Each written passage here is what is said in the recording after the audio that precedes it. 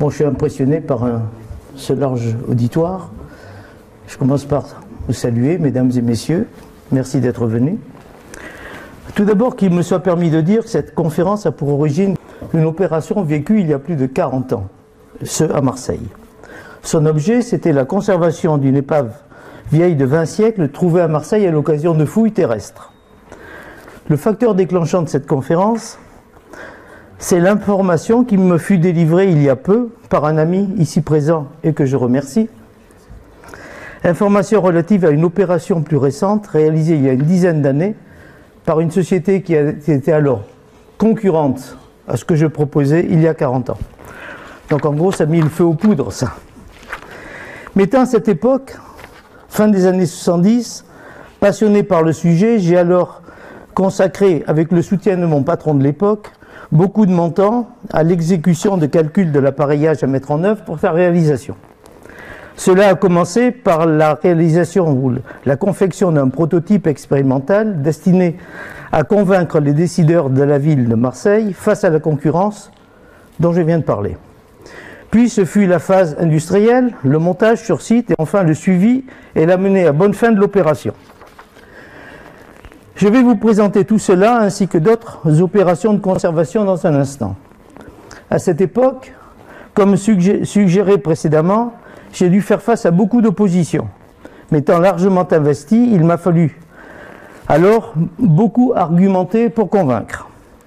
Le résultat fut toutefois un succès. De nombreuses communications s'en suivirent, la majorité faite par des tiers faisant parfois mention de ma participation, quand ils y pensaient. Mais le champ d'activité de la société qui m'employait, à savoir l'industrie pharmaceutique, était si différent que cet instant passionnel fut rapidement oublié. 40 ans après, comme je l'ai évoqué il y a quelques instants, j'ai eu besoin d'en parler. Cela a motivé le travail de ces derniers mois, en particulier refaire les calculs, parce que mes cahiers il y a 40 ans, j'en avais plus. Donc je suis reparti à zéro, chez moi, tranquillement. J'ai refait les schémas de l'époque, et puis j'ai procédé à une recherche bibliographique, documentaire importante sur les opérations qui ont eu lieu après l'opération dite de Marseille. Bon, ceci étant, entrons dans le vif du sujet. En préambule, je dirais que sous vos pas, sous vos palmes, se trouve peut-être un trésor. Enfoui souvent depuis des siècles, sous la terre, dans la vase, ce legs du passé est une mine d'informations. Il relate la vie de l'homme pouvant aller de la préhistoire jusqu'à l'époque contemporaine, au travers de l'ensemble des vestiges matériels ayant subsisté. Après les avoir sortis de terre, désenvasés, décryptés, il faut les conserver, de préférence tels qu'ils étaient pour les générations futures. À ce stade intervient le conservateur du musée. Sa mission consiste en particulier à exposer au public des objets significatifs d'une histoire explicitée. Il faut ainsi que soient redéfinis les objectifs fondamentaux de la restauration, l'intervention des traitements de conservation étant indissociable de la découverte et de la présentation des épaves au public. Le plan que je vais suivre est le suivant. Faire quelques remarques préalables quant à l'importance archéologique, culturelle et scientifique de ces vestiges, ainsi que de l'état de dégradation des bois gorgés d'eau et de leur conservation et les facteurs de dégradation. Ensuite, j'aborderai la présentation de quelques opérations, à savoir les bateaux sur lesquels des photos vont vous être présentées. Alors tout d'abord, une cogue qui a fait naufrage à Brême, qui a été, je dirais, traitée, entre guillemets, en 1962, puis le Vasa, dont vous avez probablement tous entendu parler, qui a sombré à Stockholm le jour de sa mise à l'eau. Puis ce sera le tour de la Mary Rose, qui est un navire de guerre britannique, qui a fait naufrage au milieu du XVIe siècle en face de Portsmouth. Puis j'aborderai un navire romain, le navire de la Bourse de Marseille, pour lequel je me suis passionné à l'époque, qui date dans le naufrage, ou plutôt il a été coulé dans le port, mais j'y reviendrai, au IIIe siècle. Et enfin, une opération plus récente qui a consisté à sauvegarder, en vue de son exposition, d'un navire marchand du début de notre ère à Arles. Alors, quelques remarques préalables. Ces vestiges sont des témoins du passé. Les vestiges archéologiques gorgés d'eau, immergés ou enfouis, constituent une part importante des témoignages du passé. L'étude de ces vestiges et du milieu environnant, de leur milieu environnant, fournit des informations uniques et significatives sur notre civilisation. Par exemple, il donne des informations quant à l'organisation sociale, l'activité, l'économie, les échanges commerciaux. Il donne des informations sur l'environnement, le type de forêt, la couverture forestière voisine, le type d'agriculture, en fonction de ce que l'on trouve dans les pollens et dans les sédiments, son évolution au fil du temps.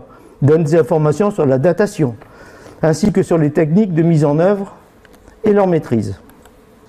L'immersion et ou l'enfouissement vont permettre à l'objet de défier le temps. Le bois peut ainsi être conservé pendant de longues périodes. L'enfouissement dans les sédiments, tels que la vase marine, les tourbières, les marécages, permettent de préserver le bois des attaques bactériennes trop importantes. En effet, il est à l'abri de l'oxygène et de la lumière. Gorgé d'eau, c'est également une manière de le conserver. Je veux dire gorgé d'eau. Vous avez tous vu, par exemple, des tas de grumes qui font l'objet d'une aspersion, je dirais pas permanente, mais quasi, en eau douce. Ce faisant, on sature les sites actifs, on bouge tout ça, et le bois est préservé de l'oxygène. Enfin, l'oxygène peut difficilement pénétrer à l'intérieur du bois, il est, je dirais, entouré d'eau. C'est une technique qui a été utilisée dans les arsenaux au XVIe, XVIIe siècle, jusqu'au XIXe, et qui s'appelait enclavation, qui consiste à mettre les bois de marine, les mâts en particulier, je dirais on les immergeait dans des grandes fosses, nommées fosses de pieux, durant 2-3 ans, voire plus. Ainsi, une fosse de pieux, ou des fosses de pieux existent à Rochefort, à Brest, à Lorient. Dans tous les cas, le bois est protégé de l'oxygène. L'oxygène dans lequel pourrait se développer la vie, les bactéries, etc. Un facteur de dégradation important que vous connaissez tous, enfin je suppose en Bretagne, enfin en milieu marin, ce sont les tarés. Alors les tarés, ils sont à l'origine de dommages mécaniques importants et leur développement défend beaucoup de la qualité de l'eau. Des eaux acides et à basse température ne leur sont pas favorables. Les tarés, vous voyez cette photo, la larve de taré va se fixer sur la coque, l'animal va se développer, va commencer à ronger le bois. Le taré, c'est un mollusque bivalve vermiforme. Il va pénétrer dans le bois. Un taré peut avoir, au bout d'un certain nombre d'années, plusieurs dizaines de centimètres de long. Son diamètre, vous avez une pièce de 1 euro, là, son diamètre peut faire 5, 6, 7 mm de diamètre. Il va rentrer dans le bois. Les valves sont équipées de râpes extérieures qui vont user le bois, il va le digérer, et puis il va s'enfoncer. Vous savez probablement que c'est un animal, je dirais, redoutable.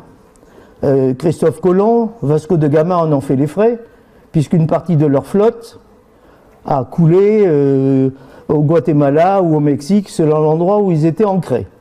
En ce qui concerne les séjours en eau acide et à basse température, les tarés n'aiment pas ça, ils n'aiment pas le froid, ils n'aiment pas ce qui est acide. Donc, dans certains cas, les épaves dont on va parler n'ont pas été trop affectées par ces tarés. Un autre facteur de dégradation est dû à des champignons. Vous savez que le bois est composé de lignine, de cellulose et d'hémicellulose. La cellulose va être hydrolysée, attaquée par des bactéries anaérobies. Dès sa mise à l'air, malheureusement, des champignons vont se développer. Va se traduire une pourriture cubique. Et seule va subsister la lignine. Donc quand on dit bois gorgé d'eau, on devrait dire lignine gorgée d'eau. Du bois, voilà, je vous le présenterai tout à l'heure, on va en parler. Voilà ce bois, il a 2000 ans, hein, je l'ai traité, mais on va y revenir. Il fait l'objet on voit des traces de pourriture cubique, mais ce n'est pas du bois, c'est très léger, c'est, je pense, de la lignine. La cellulose, il n'y en a plus. Et il n'y en a plus depuis longtemps. La vitesse de développement de ces champignons dépend de l'humidité. Si le bois est trop sec, les champignons ne vont pas se développer. Technique de conservation, eh ben, le séchage, je viens de vous dire, si le bois est trop sec, les champignons ne vont pas se développer, mais d'autres choses non plus. Le séchage est une opération indispensable. Ce séchage peut être pratiqué par un simple balayage de gaz sec ou bien par lyophilisation lorsque cela est possible. Dans tous les cas, gaz sec ou lyophilisation, précédé ou non d'un traitement de consolidation. Traitement de consolidation, ça peut être une imprégnation au polyéthylène glycol, et je vais y revenir. En effet, ce bois, il est gorgé d'eau, autrement dit, il est plein de trous, c'est une éponge. Vous imaginez que c'est une éponge de cuisine, que c'est une éponge. Alors l'idée qu'ont eu certains, il y a déjà très longtemps, c'est de dire, on va remplir les pores de l'éponge avec quelque chose qui n'est pas de l'eau, en l'occurrence du polyéthylène glycol. Bon, il y a une vaste, je dirais, plusieurs caractéristiques, enfin plusieurs nuances de polyéthylène glycol caractérisées par leur masse molaire. Il y a des polyéthylène glycol de très basse masse molaire, et puis d'autres plus visqueux de masse molaire plus importante, allant à 1000 et voire au-delà.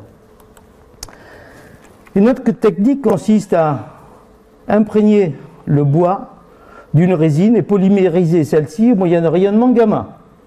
Une autre solution consiste également à l'imprégner de sel de chrome, et là il y a eu des tas de manips, de bidouillages qui ont été faits. Mais à la fin de cela, c'est plus du bois que l'on a. Le bois, le bois c'est un support, votre éponge c'est un support, mais dans lequel on a mis beaucoup de résine, qu'on a polymérisé. Donc on a un peu un papillon sous araldite, on a un truc. Ça a l'allure du bois, mais ça n'en est plus. Si on veut faire des prélèvements, on ne peut pas. Voilà. Et c'est un petit peu là-dessus que je me suis battu, mais j'y reviendrai à Marseille. Donc, pas de traitement, c'est ce qu'on a suivi.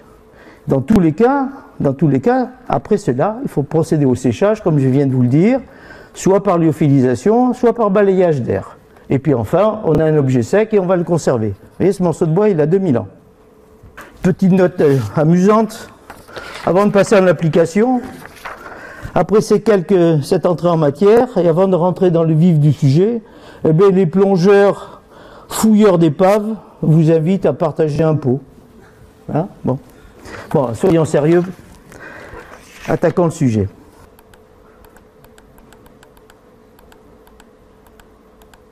Le premier bateau, c'est une cogue. Alors, une cogue, qu'est-ce que c'est? Ça vient du nom allemand Koggen. C'est un bateau qui a été utilisé et construit à partir du milieu du Moyen-Âge, qui était principalement destiné à faire du trafic, transport de marchandises, en mer du Nord ou en mer Baltique. Pour éviter certaines tempêtes ici dans cette zone-là, il empruntait souvent des canaux de faible profondeur, d'où il fallait que ce bateau ait un faible courant d'eau, tirant d'eau. Et par voie de conséquence, le fond de ce bateau était généralement un fond plat. Seulement, transportant des marchandises, il faisait l'objet de convoitises, les pirates. Donc rapidement, ce type de bateau était armé. Armé voulant dire que déjà il y avait un château arrière, souvent, dans lequel il y avait une petite artillerie, enfin quelques pièces d'artillerie légère, et puis des arcs, des archers avec des flèches. Bon. Ensuite, la construction de ce bateau a évolué, il y a eu aussi un gaillard d'avant. Enfin bref, ça a été la cogue n'est pas seulement propre à la mer du Nord, on en a trouvé en mer Noire. Mais j'en resterai là. Bon, là, ce bateau, il a été coulé, et il a sombré en 1380. Voilà ce qu'il en est aujourd'hui. Des fouilles ont eu lieu, il a été mis au jour en 1964. Ceux qui l'ont trouvé se sont dit qu'est-ce qu'on va en faire. Bref, eh bien, pour éviter que les ravageurs, je dirais, détruisent le bois, mais il a été aspergé, il est peut-être encore, là je ne sais pas, je ne veux pas m'engager, avec des produits fongicides.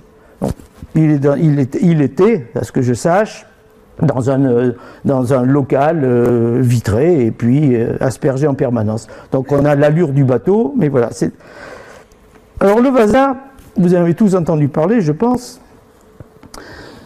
Le Vasa, c'est, je dirais, suite à la volonté du roi Gustave II de Suède, il décide, lorsqu'il monte sur le trône, de procéder à la construction d'une flotte de navires de guerre, dont le Vasa, et il va en faire le futur fleuron de la marine suédoise. Le contexte militaire est le suivant. La Suède est en conflit avec la Pologne, c'est la guerre de 30 ans qui anime tous les pays du secteur, et ensuite la flotte suédoise est fort réduite. Beaucoup de bateaux ont été perdus au combat, en particulier contre les Polonais, et puis beaucoup de bateaux ont fait naufrage. Donc bref, le roi Gustave II il se retrouve avec 3 barques et une péniche. Donc il veut très rapidement, alors quand j'ai dit 3 barques et une péniche, vous imaginez que je plaisante, il veut très rapidement reconstruire sa flotte. Donc il donne des ordres stricts à un constructeur local, spécialisé. Il passe un contrat, si j'ose dire, et il exige que dans les 2 ans, le bateau soit à flot. Mais avant qu'il ne soit à flot, eh bien, il en modifie les spécifications techniques. Au lieu de que la quille fasse 33 mètres, oh ben, monsieur le constructeur, tu ne peux pas me la faire de 37 mètres? Ben oui, puis c'est un ordre. Il a 2 ponts. Ah oui, monsieur le constructeur, mais je voudrais un 3e pont pour mettre des canons, puis des gros canons. Bien, monsieur. Bon. Et puis, le plan d'armement aussi, les gros canons, il les met le plus haut possible, enfin bref. Tant et si bien que, alors voilà le bateau, rapidement, c'est une caraque, vous voyez la forme de sa coque, il est frégaté, c'est-à-dire il est plus ventru. Il est ventru. Pourquoi le frégatage a un but à cette époque-là? Beaucoup de bateaux étaient pris à l'abordage par les pirates. Or, s'il avait des flancs verticaux, droits, il est facile de se plaquer, de plaquer un autre bateau. Là, plus difficile, sauf utilisant des grappins, et encore. Et encore. Bon, il est entièrement construit en bois. Il fait la ligne de flottaison 47 mètres. Bon, la coque, je ne vais pas vous embêter. Un déplacement de 1200 tonnes, c'est-à-dire qu'à vide, il pèse à peu près 1200 tonnes.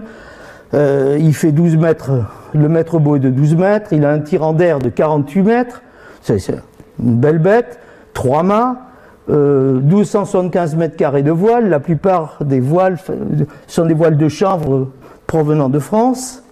Bon, un double pont. 440 hommes, dont 300 soldats. Bon, bref. Nous sommes en juillet 1628. Le responsable du chantier décide quand même, le roi n'était pas là, mais le roi, depuis tous les mois, il tannait le constructeur pour que les délais soient respectés. Bien.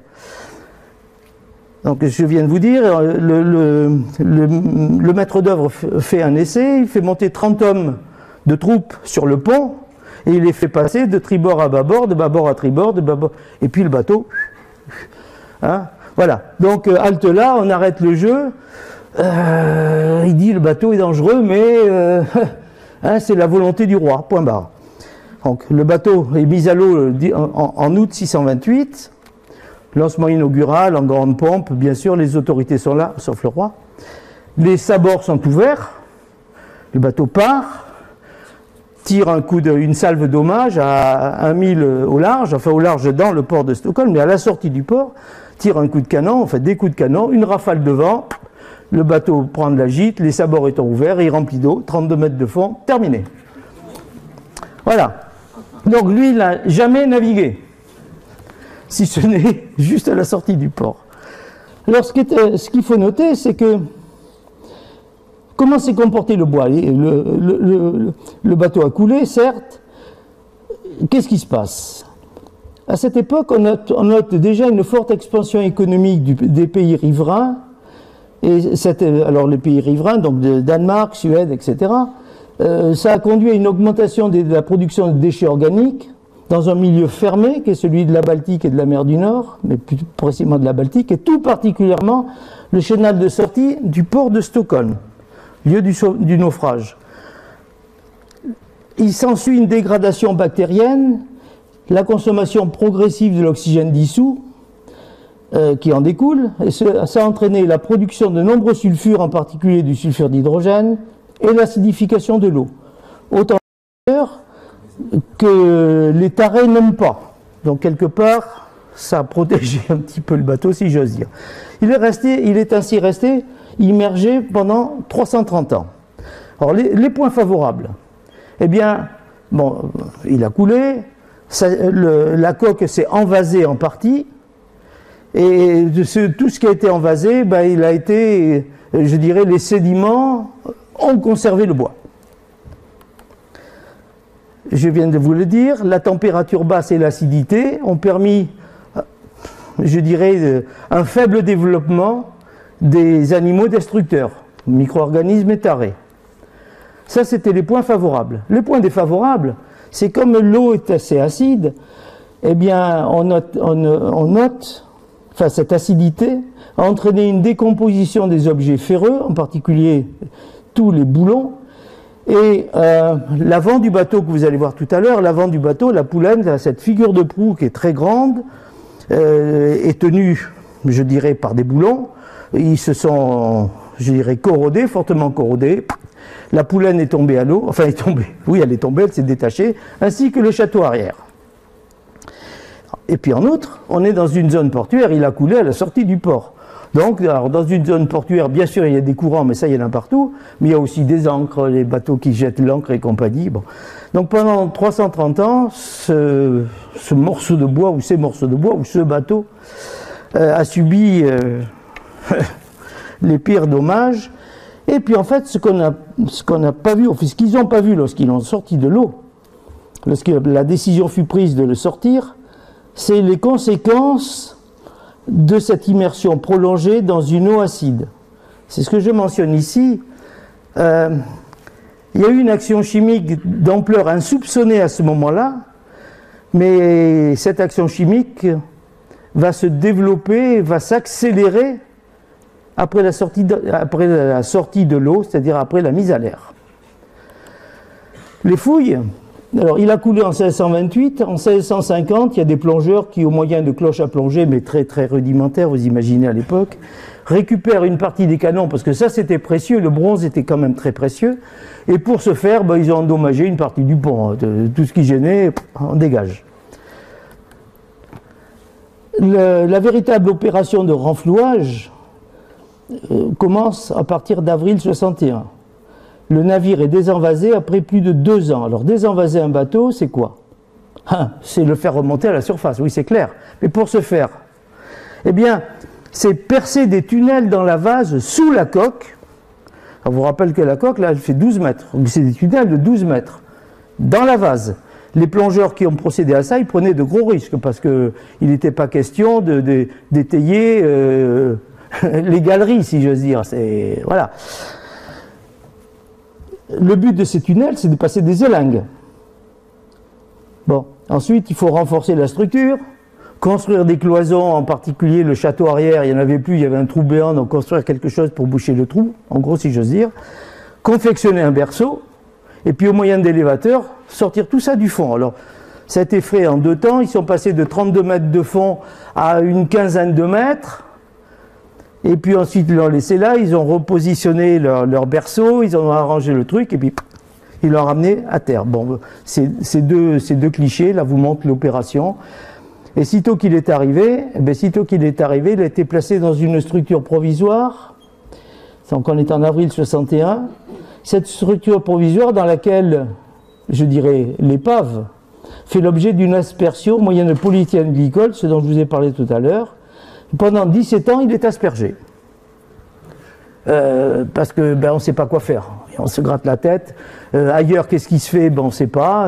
Voilà, on bouche les trous. Le polyéthylène glycol vient boucher tous les volumes laissés libres par la cellulose. Comme je vous l'ai dit tout à l'heure, la cellulose, elle a disparu.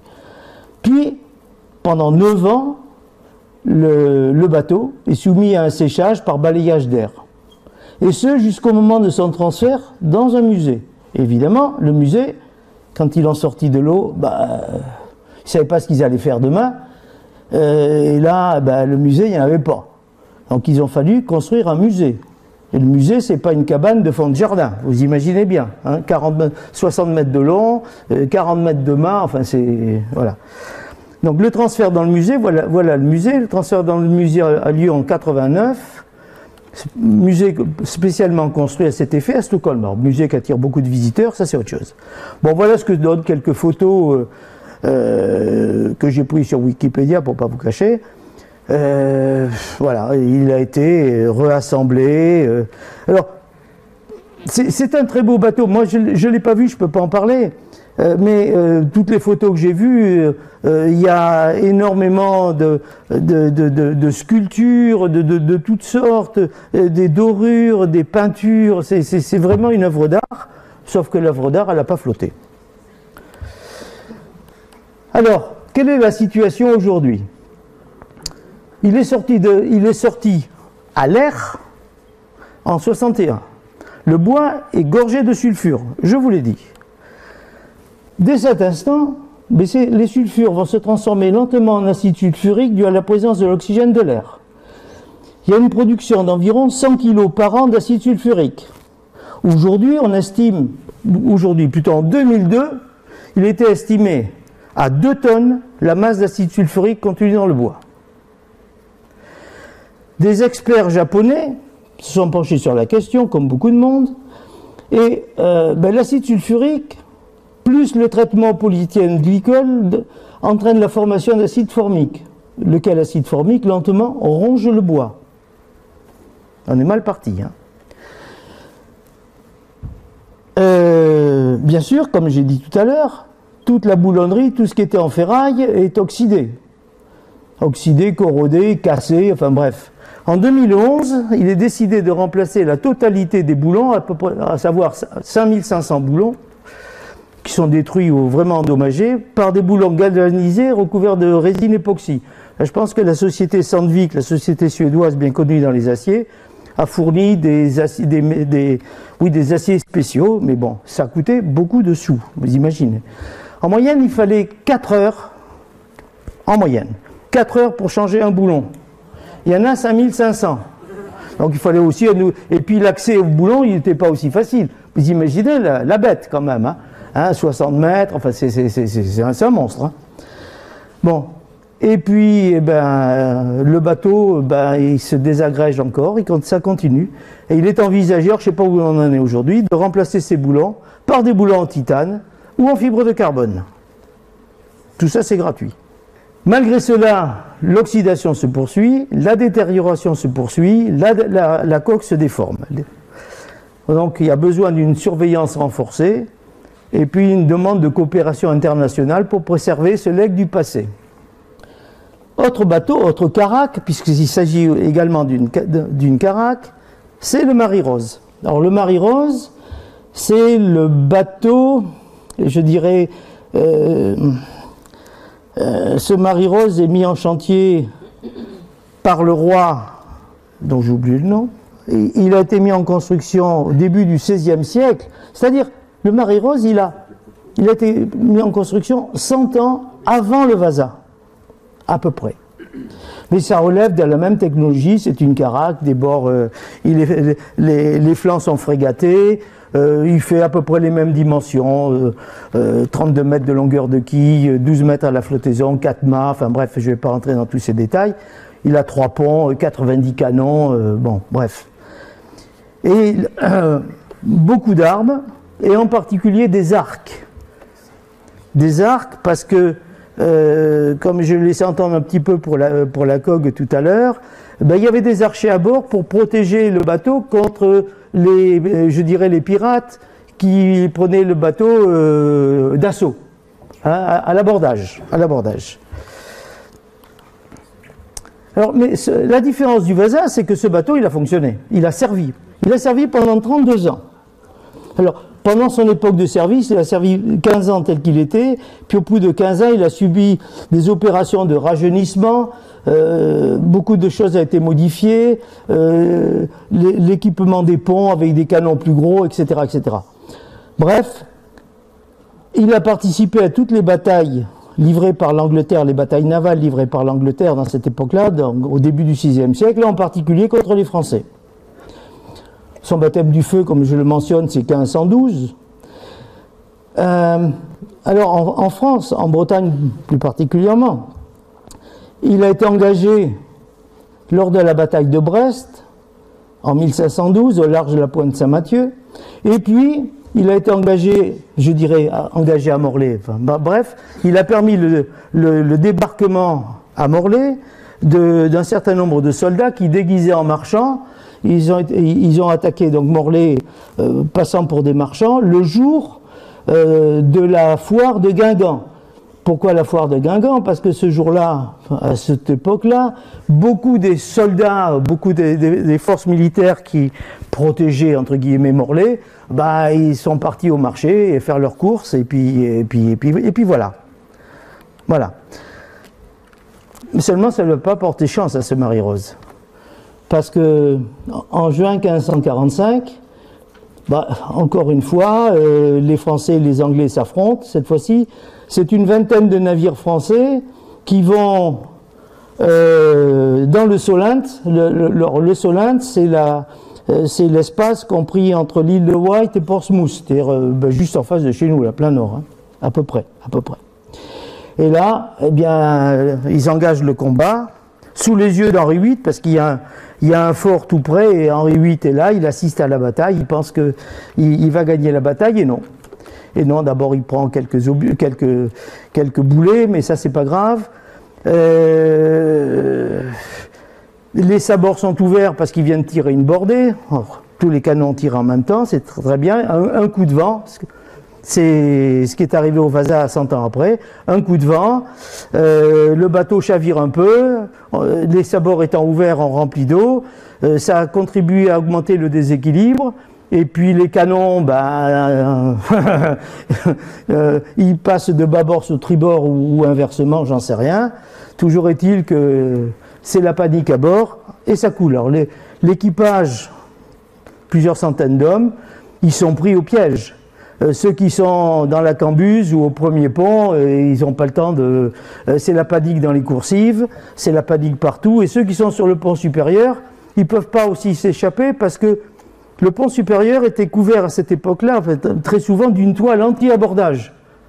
Hein, parce que même malgré la forme frégatée de la coque, même si l'ennemi arrivait à passer, ben, il avait des difficultés à rentrer parce qu'il y avait une toile, et entre-temps les archers les alignaient. Donc voilà.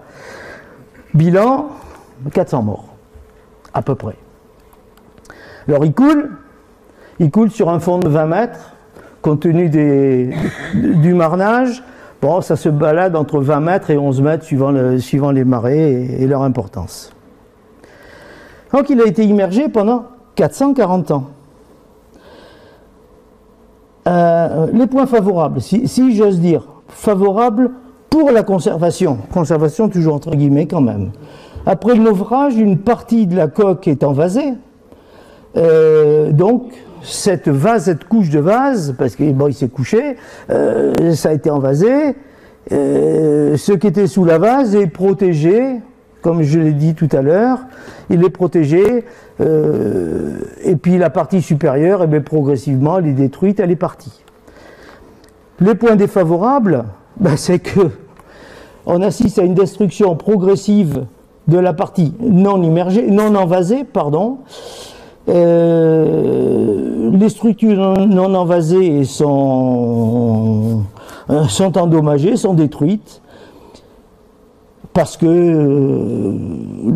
le courant, parce que des mollusques xylophages, parce que tout ce que vous voudrez, toujours est-il que voilà. Dès le naufrage, l'épave est toujours visible à marée basse, et ce pendant plusieurs années. Les tentatives de renflouage échouent. Vous imaginez bien qu'à cette époque, on n'avait pas de gros moyens. Seule une partie des canons est récupérée, comme pour le Vasa quelques 100 ans après. En 1836, c'est-à-dire au milieu du 19e siècle, en gros, des pêcheurs le redécouvrent, enfin, ou le déclarent, parce qu'ils trouvent des morceaux de bois dans les filets. Donc, ils savent que peut-être qu'il y avait quelque chose, et donc ce quelque chose se concrétise. Il y a des plongeurs qui interviennent, et ils identifient l'épave comme étant celle du Marie-Rose, suite aux inscriptions gravées sur les canons. Un communiqué de presse, et là, ça réveille l'intérêt du public. Alors, cette épave, de plus en plus, avec le temps, fait l'objet de fouilles,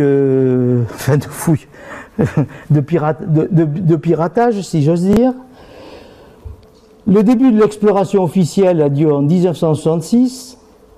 En 1971, mise au jour de la partie de la coque est envasée, le reste que je vous dis a complètement disparu. Il y a ce piratage sous-marin. Comment s'en préserver? Puisque depuis 1840, il y a une loi, que je pense qui est valable aussi en France, qui dit que le découvreur est propriétaire de ce qu'il a découvert. En gros. Donc on va trouver au fond de l'eau quelque chose, et ben, on va le garder. Voilà.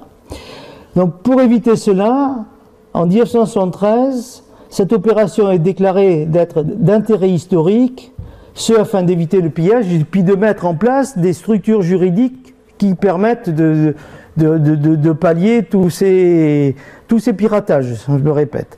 Bon, il y a le vote de Protection of Wrecks Act, et puis la création d'une association, le Marie-Rose Trust, qui est patronnée par le prince de Galles, en vue d'acquérir des connaissances sur les techniques de construction de l'époque. Il y avait, à ce moment-là, peu de documents d'origine. Beaucoup de documents avaient été perdus, enfin bref. Donc il fallait reconstituer toute cette histoire. Et puis comme je disais, il y a eu une vie à bord pendant 30 ans.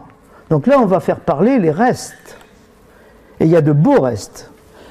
En 78, à partir de 1978, des fouilles sont organisées afin d'éviter le plus possible la destruction de la structure après l'enlèvement de la couche de vase, la couche protectrice. Une fois qu'on a sorti ce qui était là, il fallait maintenant sortir tout le morceau, j'allais dire tous les morceaux de bois, oui.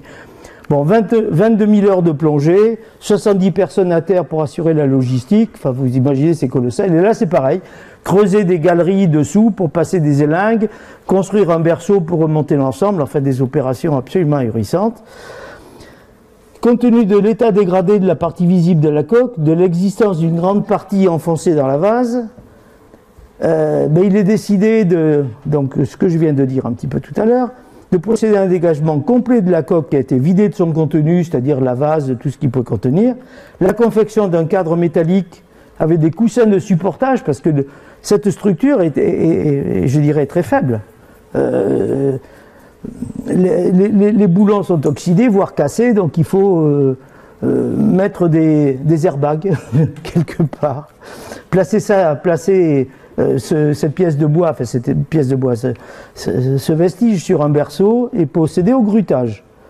Voilà l'opération. Alors, pour la petite histoire, là il y a un certain nombre de vérins, pour pas dire un grand nombre de vérins pour procéder à cela, sous les yeux du prince de Galles, de toutes les sommités du coin, et un vérin ou plusieurs vérins ont cassé. Là, ça a été panique à bord, c'est dit ça y est, tout repart au fond. Et puis non, c'est... Voilà. Voilà. Donc ça, on va le dégager, mais comme on est à la sortie du port de Portsmouth, enfin tout près de la sortie du port de Portsmouth, c'est que le Portsmouth est un port de guerre, avec éventuellement des porte-avions pouvant circuler dans ce coin-là. Il fallait recreuser le chenal. Donc en creusant le chenal, on savait qu'il y avait des vestiges. Donc ça a permis de mettre au jour l'étrave et puis une autre partie de la quille. Alors comme je disais, cette fois-ci, là, c'est pas le Vasa.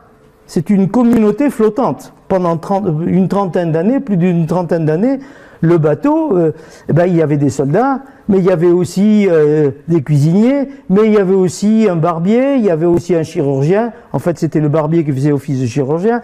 Bref, il y avait beaucoup de monde à bord, c'était une ville.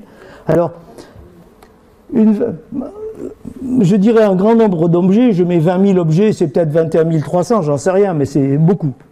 Ils ont trouvé donc des tonneaux de réserve de vivres, des objets personnels tels que des vêtements, des objets de pêche, de couture, des outils pour réparer, pour le travail du bois, du goudron pour le calfatage, des instruments de musique. C'était pour animer la vie à bord et peut-être scander certaines opérations de manœuvres de gréement ou de cabestan. Il y avait des outils de navigation, des rapporteurs, des sondes, des règles de cartographie, et puis je disais des objets du barbier chirurgien. Voilà. Quand ces objets de petite taille, ceux-là, sont récupérés, ils sont aussitôt, puisque l'objet c'est quand même la conservation, je vous rappelle. Donc ces objets sont identifiés, mis dans des pochettes plastiques, de manière à ce qu'ils conservent leur humidité, pochettes scellées, mis au froid en attendant que. Il faut éviter à tout prix qu'il y ait un séchage, je dirais, non contrôlé trop rapide. Il faut mieux laisser ça dans un milieu humide. Voilà quelques photos du matériel récupéré. Alors, un violon, un tambourin, un galoubet, ça je ne sais pas ce que c'est. Voilà, voilà quelques objets d'usage quotidien, si je peux dire. Hein, des objets de menuisier. On a même trouvé un squelette de chien, outre les squelettes humains, des vêtements, enfin bref, tout ce qui constituait la vie à bord.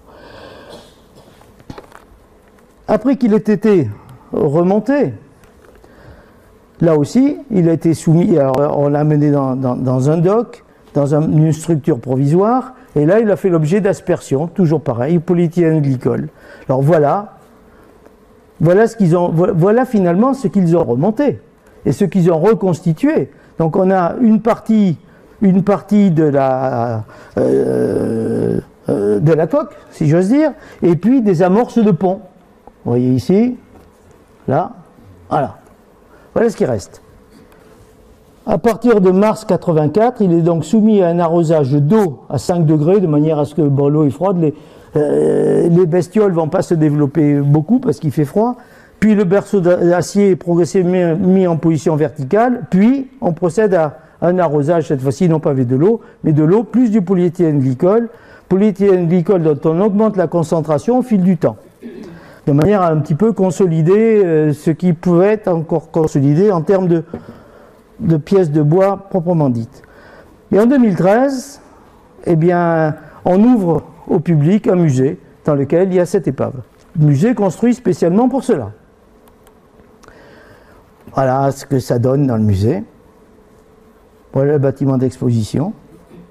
Et là, comme pour le Vasa, la même chose, c'est pour ça que j'ai gardé le même texte.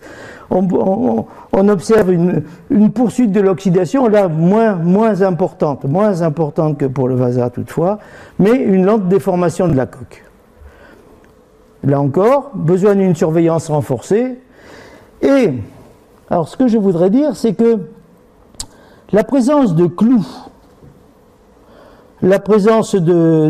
fait l'objet, je dirais, sert un petit peu de catalyseur avec l'acide sulfurique dont est chargé le bois. Il y a une oxydation qui va se développer autour du clou, qui va se propager. Donc il y a des zones autour des clous, des zones blanchâtres qui ne font que croître.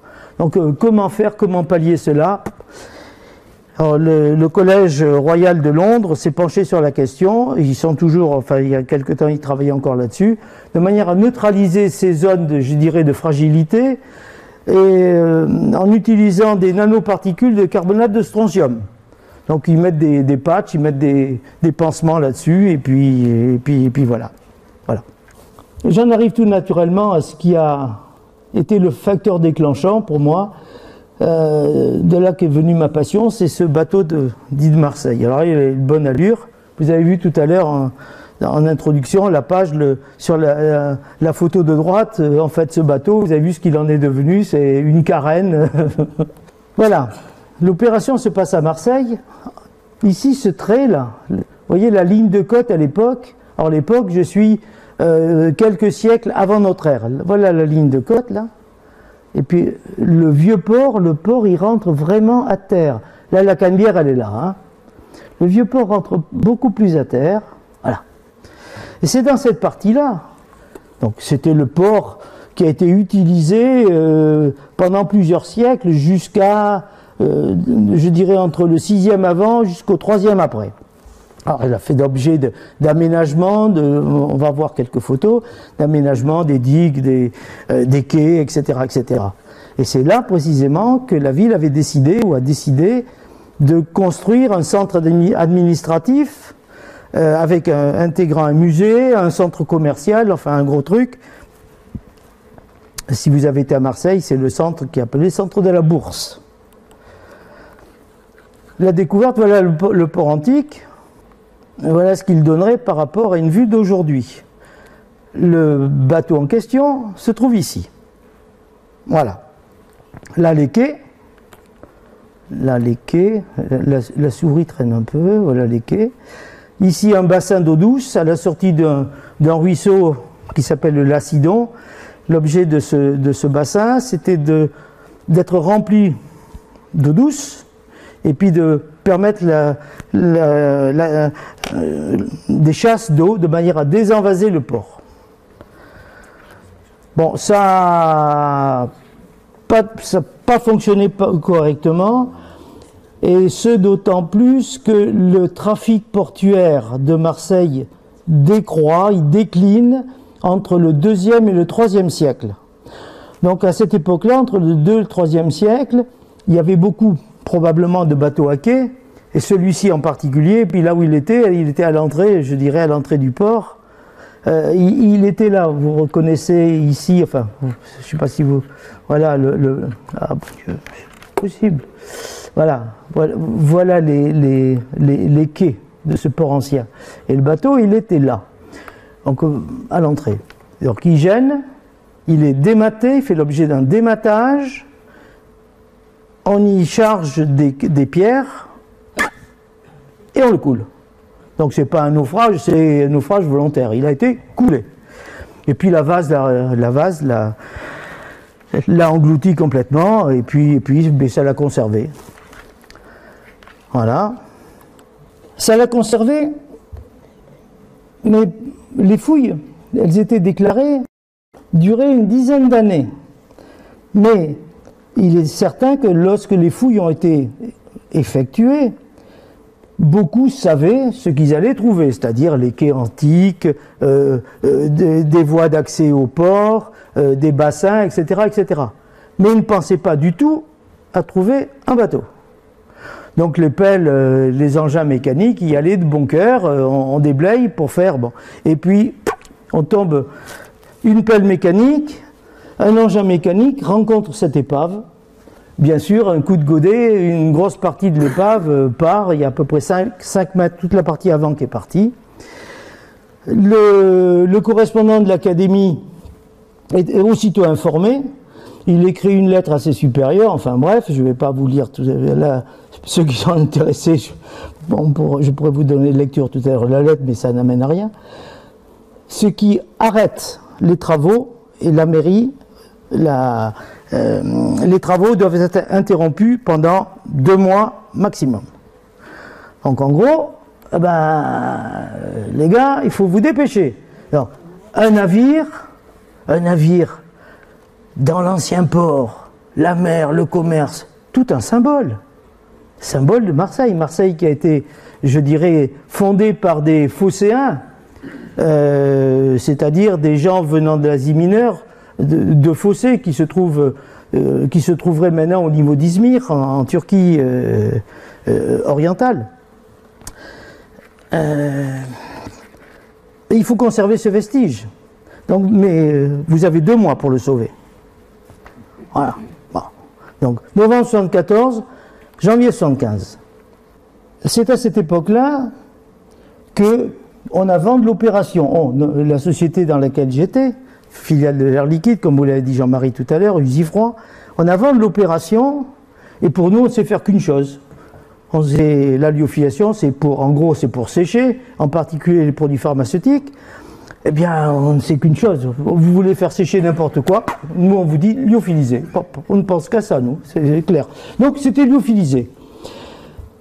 Mais on s'est dit quand même, et je me suis dit quand même, je dis je parce que j'étais tout seul dans l'opération, parce que j'y ai cru. Et je me suis dit, je vais sortir l'eau, ne pas mettre de polyéthylène glycol, de manière à ce que plus tard, si je veux faire des prélèvements, dire, ben, voyez, quelle est la nature du colorant, quel est le pigment qui a été utilisé, comment était fichu les tarés à l'époque, etc., etc. Je peux le faire parce que j'ai rien mis au bois. Je le rends tel que je l'ai reçu, avec l'eau en moins. C'était mon idée, enfin c'était aussi celle de mon patron qui m'a défendu à ce moment-là. Donc nous sommes informés de ça.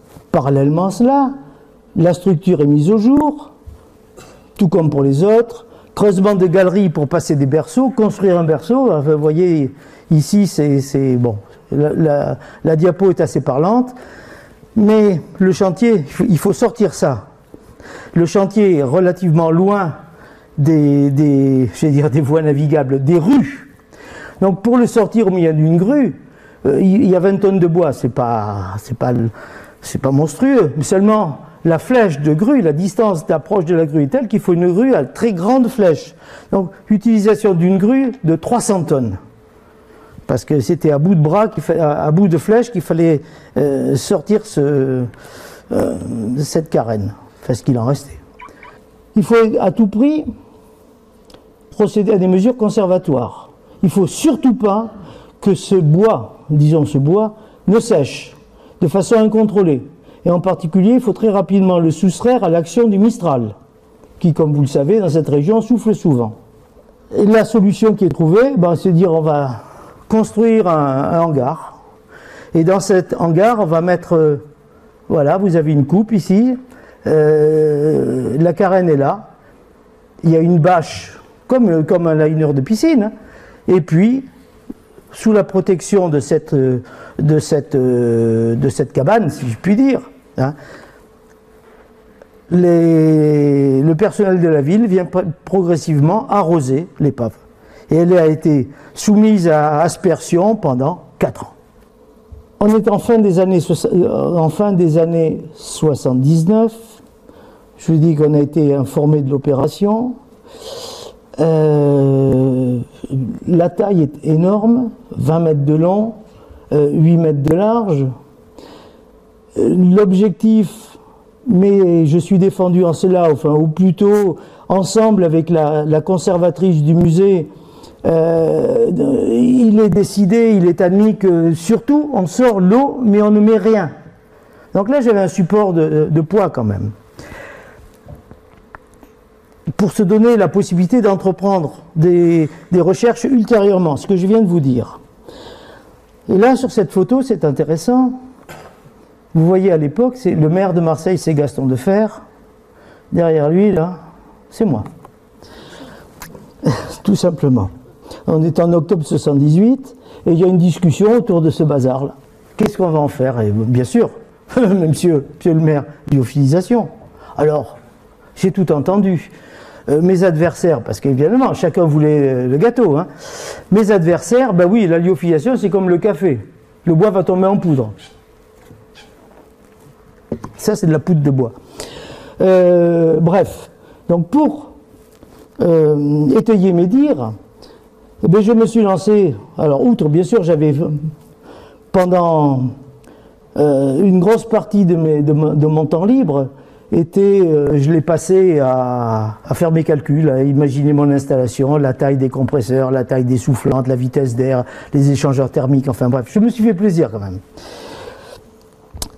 Je réalise un pilote, hein, un petit proto, dans lequel je mets un morceau de bois, puis j'utilise, je dirais bon, c'est pas péjoratif, hein,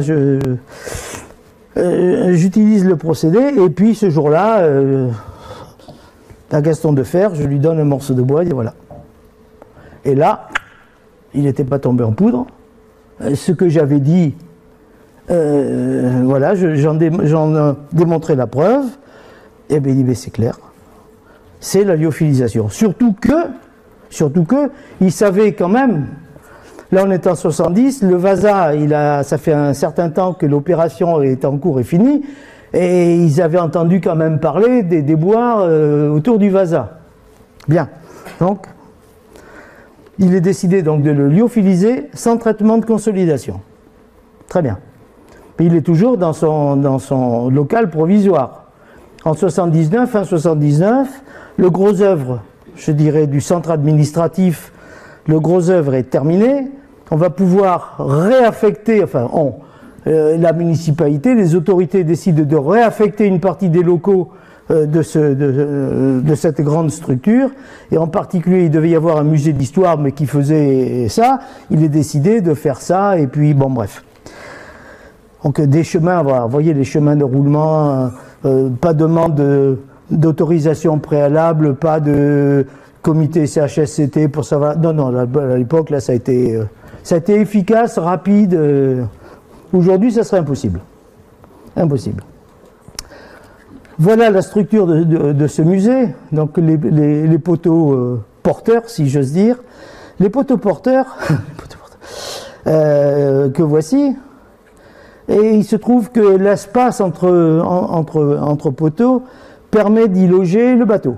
Très bien. Donc le bateau est amené, il y a un socle métallique, 20 mètres de long, etc., qui va le supporter. Ensuite, une vitrine, c'était l'idée initiale, c'est de faire une vitrine d'exposition qui, pendant le traitement, les parois en seraient occultées pour des raisons thermiques, parce qu'on procède à basse température pour éviter les déperditions. Donc il y a des couches d'isolant tout autour, etc., avec juste quelques points d'observation. Vitrine blindée, bien sûr, grosse vitre. L'idée étant, une fois que c'est fini, on ne savait pas ce qui allait se passer dans le futur. Une fois que c'est fini, on sort les panneaux et puis voilà une vitrine d'exposition, vitrine qui va protéger le bateau, j'appelle ça toujours le bateau alors que, des gens qui vont mettre des graffitis à Toto pour la vie, etc. Là, ils ne peuvent pas approcher, il est protégé. Alors pendant qu'il y avait ces travaux provisoires, pendant que le bateau faisait l'objet d'une aspersion dans son local provisoire, un architecte naval spécialisé dans la construction antique, mon ami Jean-Marie Gassin, fait des calculs en fonction de la nature du bois, bref, il en arrive à ce que le bateau est un déplacement, il estime son déplacement à 180 tonnes, dont 50 tonnes de lège, c'est-à-dire à vide il fait 50 tonnes et il peut porter 130 tonnes, le tirant d'eau 1,20 m. Alors ce qui est intéressant, c'est que, bon, la quille, la quille, il y a une quille principale qui fait une quinzaine de mètres, et puis les deux extrémités, les tambours et les traves, qui sont liés. Les tambours et traves sont liés à la quille par un emmanchement qui va être nommé trait de Jupiter, qui a pour avantage, il est bloqué au moyen d'une seule clé. Et si vous allez à Marseille, si vous allez voir ça, on voit bien la pièce, on est au 1er siècle après Jésus-Christ. Alors le bateau, donc il est estimé à 23 mètres, mais une partie, comme je dis, a été amputée par l'outil de chantier. Il en reste 19 mètres, 8 mètres de large. Bon, il pèse 20 tonnes de bois, donc beaucoup d'eau. Chaque morceau de bois, les varangues, les bordées, sont repérés, analysés en termes quelle essence de bois, et on fait des prélèvements. On fait des analyses, et voilà. La quille, qui est une quille en un seul morceau, elle fait 14 mètres, elle est en cyprès. Étraves et tambours sont en pin à lep, pin parasol, les bordées en mélèze. Bon, bref, voilà. Chaque morceau de bois est... Et puis maintenant, j'en arrive donc à la lyophilisation. Alors rapidement, je ne vais pas vous assommer de détails techniques. Hein. La lyophilisation, c'est quoi? C'est uniquement une opération qui consiste à dessécher le produit, préalablement congelé par sublimation de l'eau. Alors, ça, c'est très savant, mais bon, là aussi, vous reconnaissez les trois états de la matière, enfin de l'eau qui peut être solide, liquide ou vapeur. Par exemple, la pression atmosphérique, l'eau bout à 100 degrés, là c'est 100 degrés. La prise en glace se fait à 0 degré, pour autant qu'il n'y ait pas surfusion. Bon, voilà. Donc ça consiste à d'abord congeler l'eau qui est contenue dans le bois, puis extraire celle-ci directement de la phase solide à la phase vapeur, disais-je, sans passer par l'état liquide. C'est quelque chose qui est très lent comme process, mais qui ne va pas, je dirais, désagréger le bois, ça ne va pas le transformer en poudre. C'est une opération qui est endothermique, c'est-à-dire qu'il y a besoin d'énergie, ce qui va expliquer une partie de la machinerie tout à l'heure. Tout comme pour faire bouillir de l'eau, passage liquide-vapeur, il faut chauffer. Ben là, pour faire passer solide-vapeur, il faut aussi fournir de l'énergie. Le processus d'élimination, parce que au fur et à mesure que l'eau est produite, que la vapeur d'eau sort de la structure, du bois, il faut l'éliminer. Parce que sinon, si on sort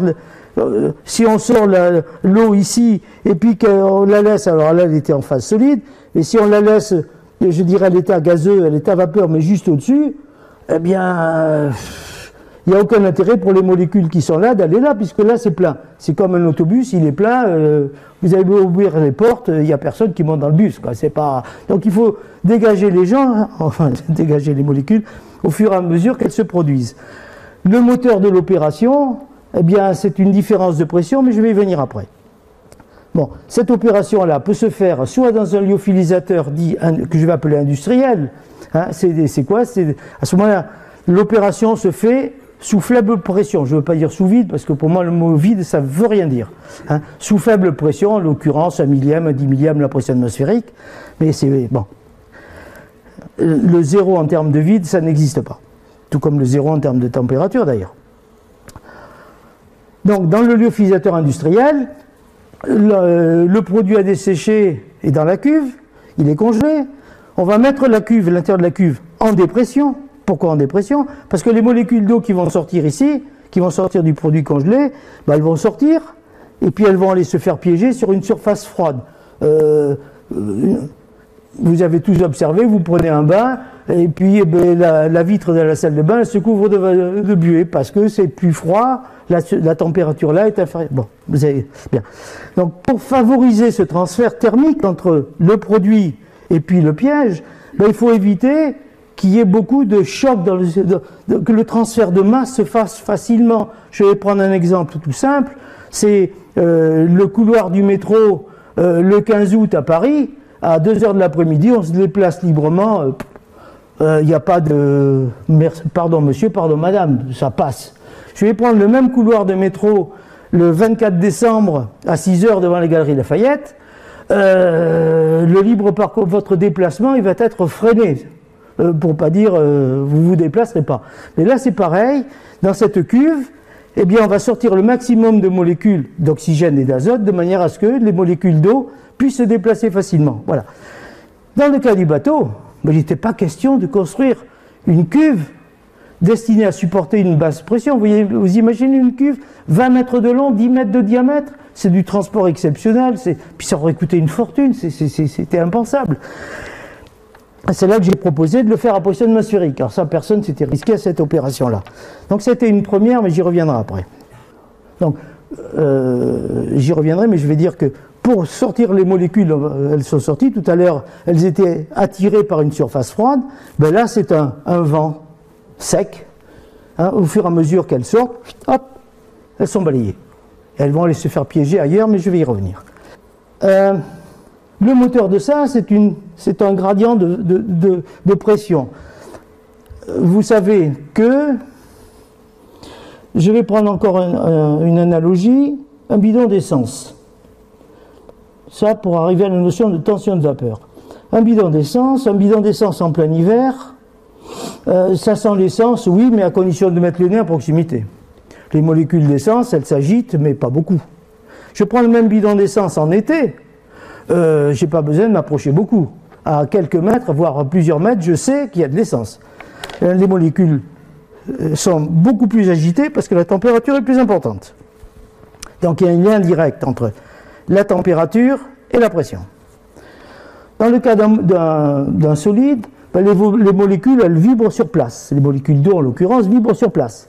Dans le cas d'un liquide, il y a déjà une structure ordonnée, mais elle vibre en se déplaçant de façon réduite. Quand c'est en milieu gazeux, là c'est l'anarchie, ça se déplace dans tous les sens. Là c'est mon bloc de glace, c'est mon morceau de bois qui est chargé d'eau, si vous voulez, et les molécules qui sont, toutes les molécules d'eau sont en phase solide, elles vibrent naturellement, et celles qui sont à la limite vont pouvoir éventuellement s'échapper, et elles s'échapperont d'autant plus vite que leur environnement est plus sec. Hein? Donc là, on a une certaine pression de vapeur, là aussi je ne veux pas trop rentrer dans le détail, une certaine pression de vapeur, et la pression de vapeur des molécules donc équivalentes, c'est à savoir l'eau, dans l'environnement est plus faible. Donc ça conduit à un gradient de pression.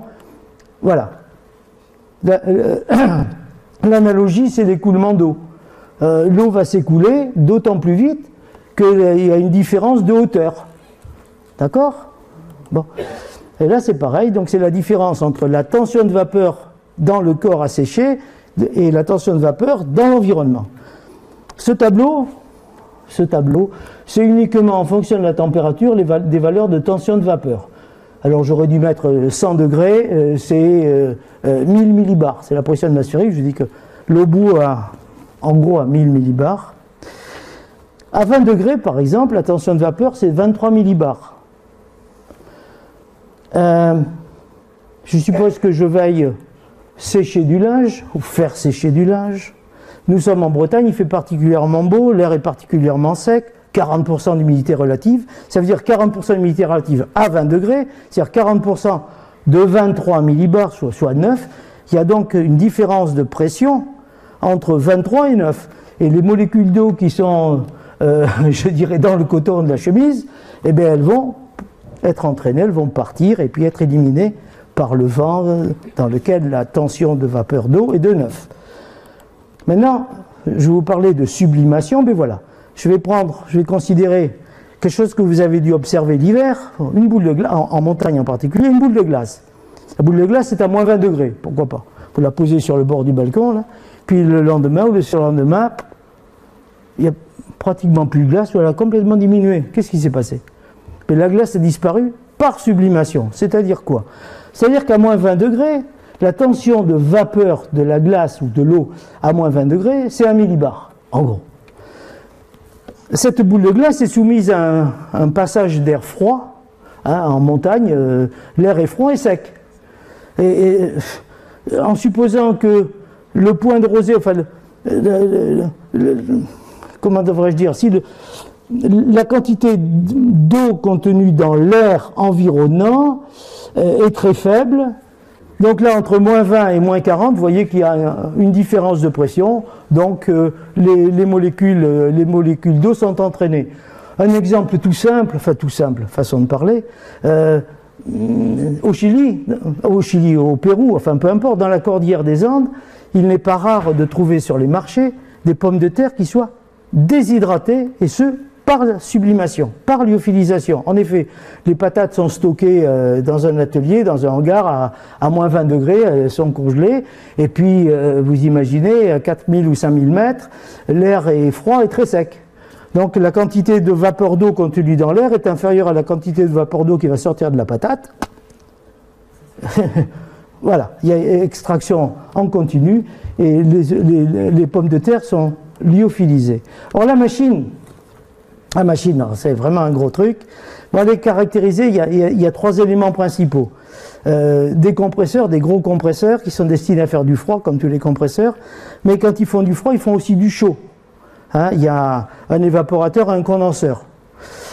Les gaz qui ont été détendus pour faire du froid, quelque part il faut les récupérer, et il faut en extraire la chaleur de compression et la chaleur qu'il a récupérée. Bref. Donc on va essayer de faire ça, de faire travailler cette pompe à chaleur, si j'ose dire. Le bateau, la pièce de bois, le bateau est placé sur son support métallique, il est dans sa cabane. On va souffler de l'air, alors à combien? Alors j'ai fait ça au doigt mouillé, c'est vrai. Allez, 0,5 mètres seconde. Pourquoi 0,5 mètres seconde? Parce que compte tenu de la taille, ça me faisait des débits de turbine, la turbine qui est ici, de 20 000 mètres cubes heure. C'est déjà pas un petit engin. 1 mètre de diamètre. J'aurais pu prendre 2 mètres secondes et là j'avais un monument. Donc c'est pas possible, il fallait que je trouve un compromis. Et comme pour moi le temps n'avait pas d'importance, que le traitement il a duré 1 an et demi, mais il aurait duré 3 ans, ça s'est fait en automatique, c'était pas mon problème. Puis il fallait pas aussi que ça coûte cher, parce que l'opération n'a pas coûté cher. Bref, on va donc souffler de l'air froid et sec, relativement sec, qui va entraîner les molécules d'eau qui sortent du bois du bateau. À la sortie de la cabane, enfin de la caisse, on va avoir du bois, de l'air, je dirais, humidifié. Cette humidité va être piégée sur des parois froides à moins 40 degrés. Et ensuite, j'ai dit que la sublimation était endothermique, c'est-à-dire qu'elle avait besoin d'énergie, mais l'énergie, on va la récupérer en récupérant la chaleur sensible des gaz à la sortie du compresseur, donc de nouveau des échangeurs thermiques, et puis ça tourne en rond. Et ça a tourné en rond ainsi pendant 1 an et demi à peu près, sans quasi beaucoup de surveillance. Bon, tout cela piloté au travers d'une armoire de contrôle, et je descendais, alors c'était le personnel municipal qui venait vérifier que tout à peu près fonctionnait bien, et moi je me rendais à Marseille 1 fois tous les mois à peu près, pour voir comment les bons bébés. Ça a duré donc longtemps. Voici une photo, alors une photo, ça c'est une photo d'un journal. Alors vous voyez par exemple ces morceaux de bois ont l'air assez, enfin les extrémités, on se rend mal compte, le bois est complètement éclaté. C'était les pièces de bois qui, malgré leur protection dans la bâche, pendant la phase de conservation provisoire, si je puis dire, ont été soumises à balayage, ont été soumises à l'effet du Mistral et ont séché de façon rapide et non contrôlée. Donc là, ce morceau de bois, et on peut voir, enfin moi j'ai pu voir facilement la différence entre un séchage non contrôlé et un séchage contrôlé. L'opération Marie-Rose est en cours. Les gens du Marie-Rose, ils cherchent aussi la solution. Ils savent que le Vasa, ça a été pas une réussite au plan économique. Ils sont en train d'expérimenter malheureusement les mêmes problèmes, mais ils se disent quand même, qu'est-ce qui se passe à Marseille? Et ils m'ont confié une roue d'un affût de canon, une roue en chaîne, celle-ci, et j'ai placé la roue avec le bateau de Marseille, avec le bateau, et puis c'est resté en l'état pendant 1 an et demi. Le bateau, il a été placé dans le musée, il est là, enfin le traitement, tout à l'heure vous avez vu une vue en coupe du local, ce local est situé ici. Voilà. En 2018, c'est-à-dire l'an dernier, j'ai été faire un tour à Marseille, quand même, ça faisait longtemps que j'y avais pas été, 35 ans, et j'ai été voir, et je voulais présenter à ma femme ce dont je parlais souvent, sur mon bateau. Elle pensait voir un yacht, le yacht, le moteur avait coulé, et une bielle était partie, enfin bref, bon, voilà. Voilà le bateau. Nous sommes en 83 et l'UNESCO déclare dans sa revue numéro 137 le navire Romain de Marseille une première mondiale. Bon, j'étais content. J'étais content, j'avais prouvé que le bois lyophilisé ne se transforme pas en poudre. Pour conclure, dans les années 2000, lors de fouilles et lors de relevés archéologiques, l'établissement de cartes archéologiques à Arles, bien, sont tombés sur un chaland. Alors lequel chaland a fait l'objet de traitements, je dirais presque très dispendieux, a donné lieu, après que l'opération ait été terminée, à un certain nombre de conférences, et mon ami ici présent me fait état de cette conférence à laquelle il a été dit que le bateau a été lyophilisé. Alors ça m'a piqué au vif là. Quand je sais qui a fait ça et parler de lyophilisation, je dis bon Dieu, il y a 40 ans ils m'ont cassé les pieds. Hein. Bref, alors là, et ça c'est ce qui a motivé mon désir je dirais d'en parler. Voilà, c'est un peu ce qui m'amène ce soir. Enfin bref. Bon, ce bateau, c'est un chaland de transport. On est à l'époque de Néron, au début de notre ère. Arles il y a des tas de statues, de monuments à construire. Et ce bateau fait en particulier la liaison entre des carrières de calcaire qui sont à une quinzaine de kilomètres sur les bords du Rhône, en amont de Arles, et puis le quai qui est là. Et donc il a été trouvé. Alors, je donne rapidement, il fait 31 mètres, poids à vide 8 tonnes, poids en charge 30 tonnes, enfin bref, bon. Il a un mât de halage de 3 mètres, 3 mètres 70. Pourquoi? Parce que il faut le remonter à force d'homme. Hein. Et puis une pelle de couverne, c'est assez original, 7 mètres. Le gouvernail, c'est une pelle, quoi, c'est une grande rame de 7 mètres.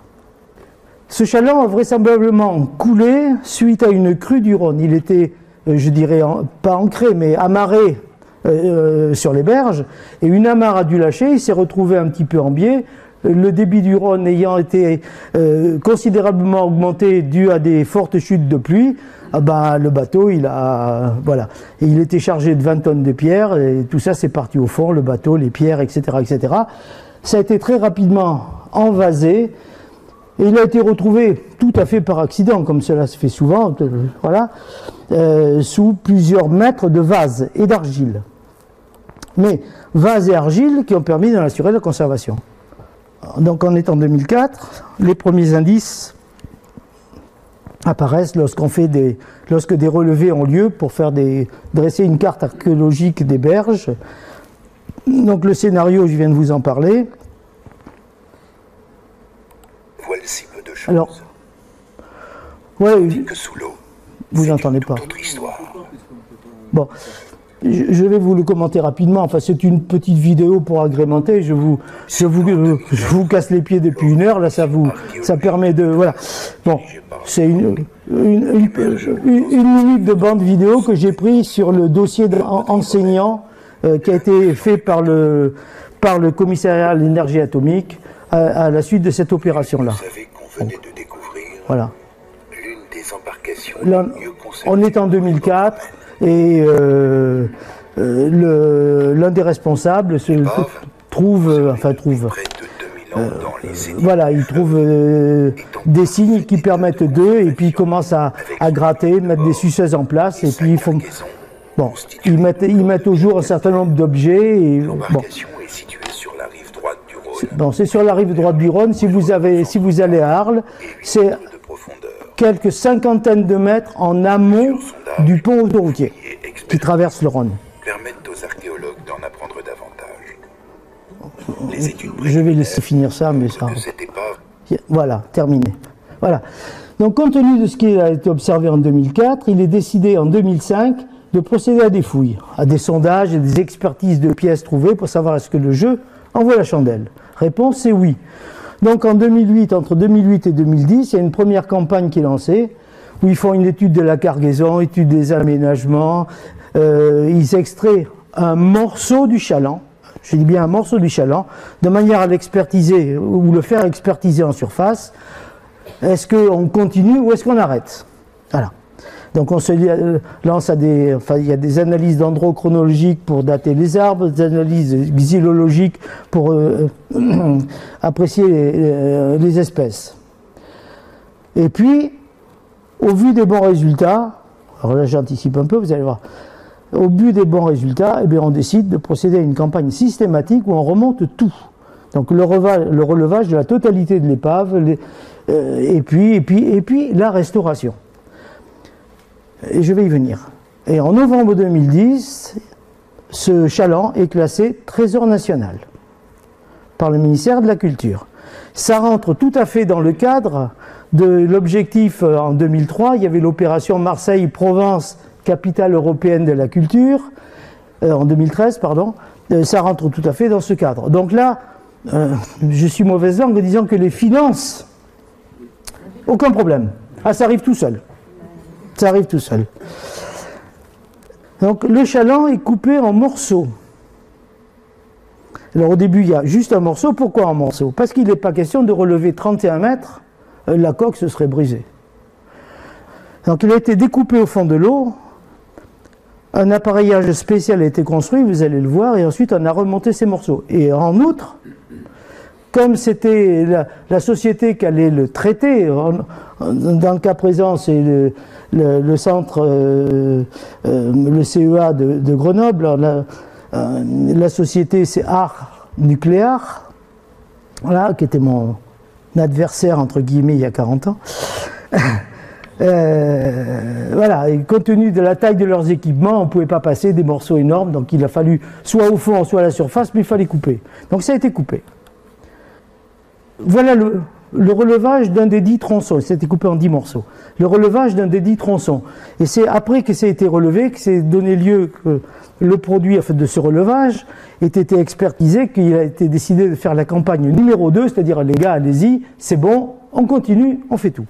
Alors, voilà, vous voyez, on a coupé un morceau, on fabrique un berceau métallique, au-dessus un ponton avec des moyens de levage.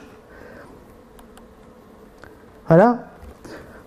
Donc cet ensemble est soulevé, le ponton est placé à la verticale de l'épave, on monte le tout, on amène ça ensuite à terre.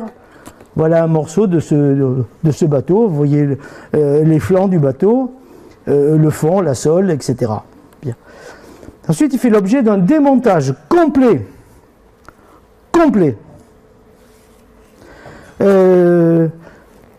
Alors là-dessus, on va analyser, on va étudier le type d'outillage utilisé par les gens à l'époque. Est-ce qu'ils ont attaqué le bois comme ça ou comme ça?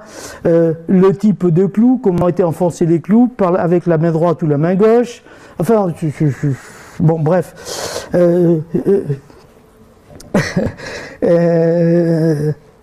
Donc je disais la trace d'outils, le type le mode d'étanchéité, donc c'est par lutage où on met de la poix et du tissu entre les pièces de bordée, enfin on met une pièce de bordée, le produit d'étanchéité si je puis dire, la deuxième, etc., bien tassé, voilà. Bien. On analyse les réparations dont ce bateau a fait l'objet, on analyse les cordages, la monnaie qui a été trouvée, enfin bref, on le fait parler sous toutes les coutures. Il est décidé, comme je viens de vous dire, donc ça c'est parfait, il y a des connaissances très importantes que là je ne critique pas. Donc on procède à la fouille complète, donc l'ensemble des autres tronçons sont ainsi remontés à la surface, entièrement démontés. Il est décidé par la ville d'Arles et par les autorités du ministère de présenter non pas un bateau, non pas faire ce que j'ai fait, dire je récupère les choses, je sors ce qui ne va pas, et puis je vous le rends, il est dans l'état qu'il est, point barre. Là non.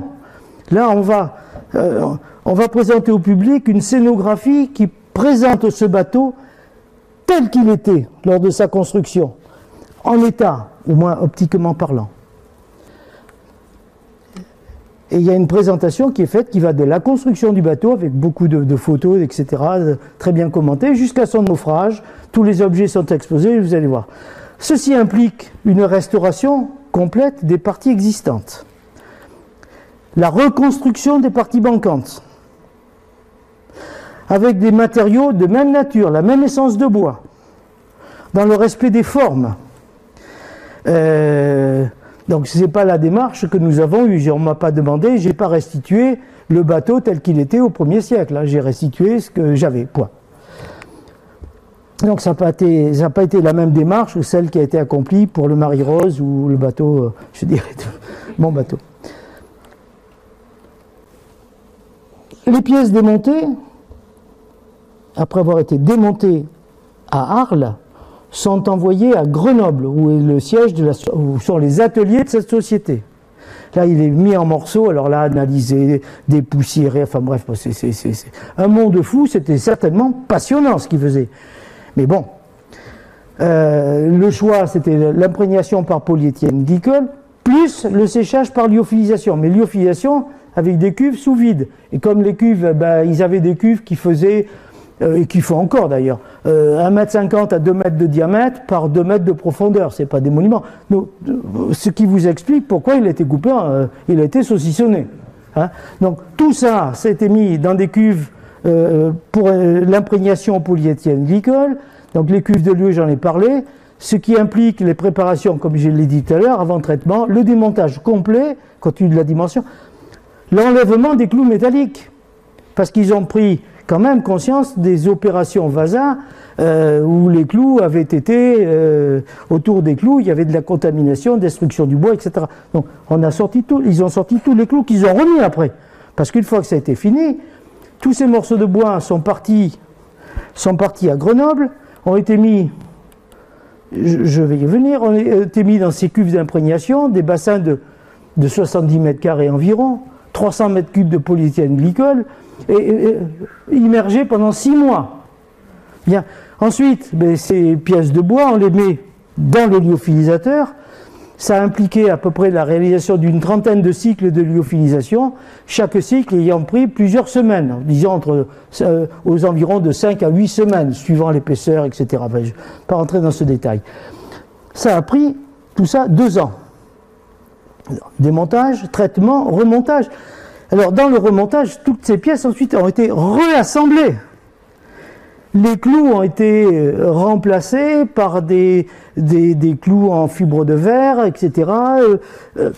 Les fissures ont été colmatées à l'araldite. La partie avant du bateau a fait l'objet d'une imprégnation de résine suivie d'une polymérisation par rayonnement gamma. Autrement dit, on a quelque chose qui optiquement est magnifique. Non, c'est vrai, mais bon, so what? Voilà. Le musée a dû être remanié. Cette partie-là du musée a été construite spécialement pour cela. Outre le bateau, autour du bateau, il y a des tas de choses, des tas de vestiges qui ont été trouvés dans les 900 mètres cubes de sédiments qui ont été manipulés. Alors, des amphores, beaucoup d'amphores, des lampes, des monnaies, des lingots métalliques, des céramiques, des pierres de construction, enfin bref, voilà. Voilà ce que ça donne dans le musée. Alors, 31 mètres. Ah, c'est impressionnant, c'est vraiment du beau travail, mais... Alors, je conclurai presque, en disant qu'à ce jour, beaucoup d'épaves restent à découvrir. Et pour celles qui ont pu traverser le temps à l'abri de leur environnement protecteur, la question reste entière quant à leur extraction ou pas après découverte. Parce que le Vasa, ça a servi, ça a marqué pas mal de choses au plan économique. Le Marie Rose également. Donc on trouve quelque chose, on le laisse, on le sort. Si on le sort, qu'est-ce qu'on en fait? Comment on le traite? Donc cette décision, comme je viens de vous le dire, reste conditionnée aux coûts économiques importants, aux défis techniques et humains, aux délais de mise en œuvre, à l'existence de sites d'exposition et aux politiques culturelles. Il n'est pas rare donc que certaines fouilles fassent l'objet d'une fouille in situ. C'est ainsi, alors je passe directement à la diapo suivante, par exemple à Gien, il y a un bateau qui est la Madrague, qui est immergé par 25 mètres de fond environ.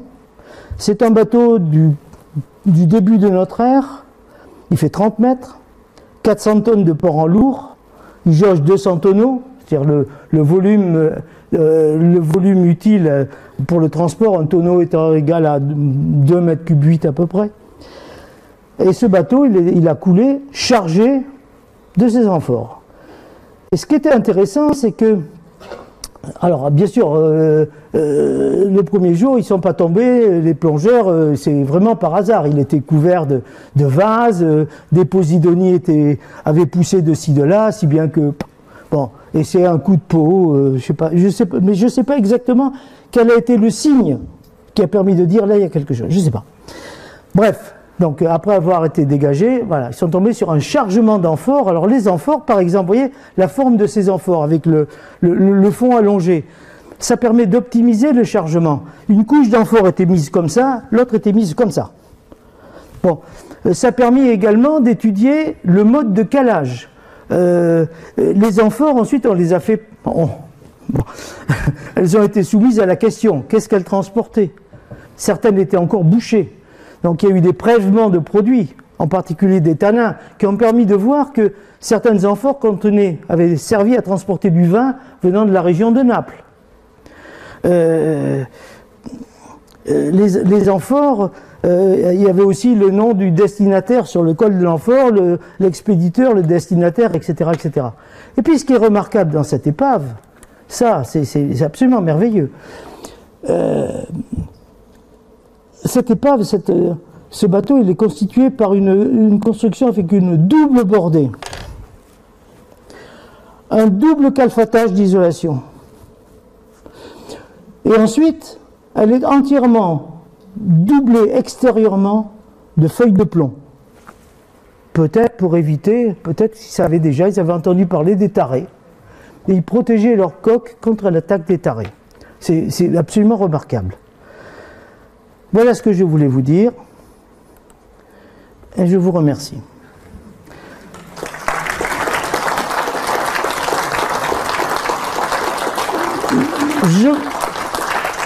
Je voudrais plus particulièrement remercier deux personnes ce soir. D'abord mon épouse, qui a su me supporter, qui a fait preuve d'une grande patience, parce que ça m'a pris beaucoup de temps. Et d'autre part mon fils aîné, Emmanuel, qui grâce à lui, enfin la mise en forme de ce travail, je la dois en très grosse partie à mon fils.